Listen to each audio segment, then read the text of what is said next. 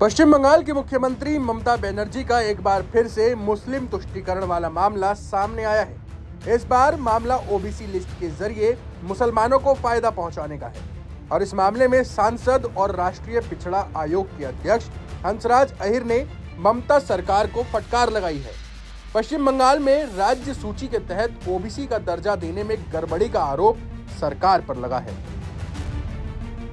सरकार की इस नई ओबीसी के प्रति जो आस्था है नई सरकार की, उसने पेट्रोल पंप का भी आरक्षण, गैस कनेक्शन का भी आरक्षण में 27% देने की वजह से हजारों ओबीसी परिवारों को इसका लाभ मिल रहा है, एजेंसी का और पेट्रोल पंप की आउटलेट का।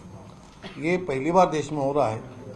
अभी देखिए कि हमारे इस सरकार ने 2018 में ओबीसी के लिए 9,629 पेट्रोल पंप का ओबीसी के लिए विज्ञापन निकाला था। एक बहुत बड़ी अपने आप में बहुत बड़ी संख्या होती है और इससे ओबीसी छात्रों को आईआईटी स्तरीय के उच्च शिक्षा में भी प्रवेश लेने के लिए रास्ता खुल गया है।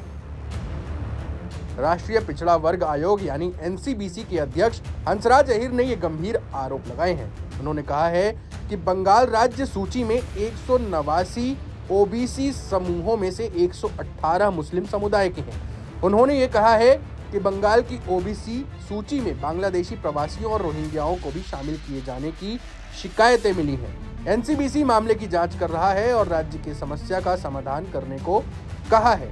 एनसीबीसी प्रमुख ने यह भी कहा कि इतनी सारी मुस्लिम जातियों को ओबीसी का दर्जा देने के पीछे तुष्टीकरण की राजनीति है।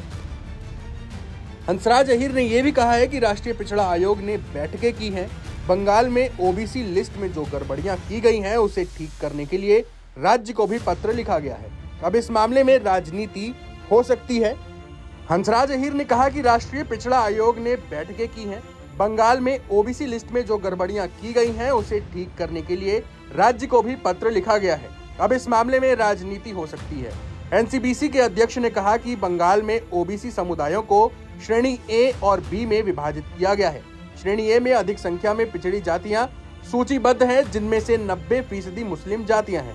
उन्होंने दावा किया कि श्रेणी बी में, जिसका लाभ कम है, उसमें 54% हिंदू जातियां हैं। अहीर ने कहा कि मेडिकल कॉलेजों की श्रेणी ए के तहत 51.5% मुस्लिम और 8.5% हिंदू पाए गए।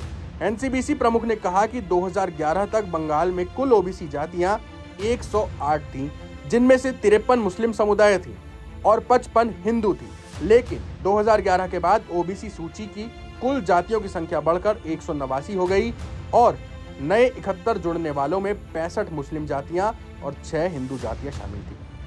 एनसीबीसी अध्यक्ष के मुताबिक सरकार के संचालित सांस्कृतिक शोध संस्थान की एक रिपोर्ट में यह बताया गया है कि बंगाल में बड़ी संख्या में हिंदू लोगों ने इस्लाम धर्म अपनाया। इसमें आरोप लगाया गया कि भारत आए बांग्लादेशी मुसलमानों को भी ओबीसी सूची में शामिल किया गया है। हंसराज अहीर के मुताबिक जबकि बंगाल न तो कुरैशी मुसलमानों को उनकी राज्य ओबीसी सूची में शामिल करता है और न ही उन्हें मान्यता देता है। इसने एनसीबीसी को केंद्रीय ओबीसी सूची में शामिल करने के लिए एक प्रस्ताव भेजा है। अहीर ने यह भी कहा कि राजस्थान, पंजाब और बिहार जैसे कुछ अन्य राज्यों में ओबीसी आरक्षण को सही तरीके से लागू नहीं किया जा रहा। अहीर ने कहा कि राजस्थान में 7 जिले हैं जो ओबीसी को कोई आरक्षण नहीं देते। बिहार में भी कुर्मी समुदाय से जुड़े मुद्दे थे जिनका हम समाधान कर रहे हैं। टाइम्स नाउ नव भारत डिजिटल ओरिजिनल्स की रिपोर्ट।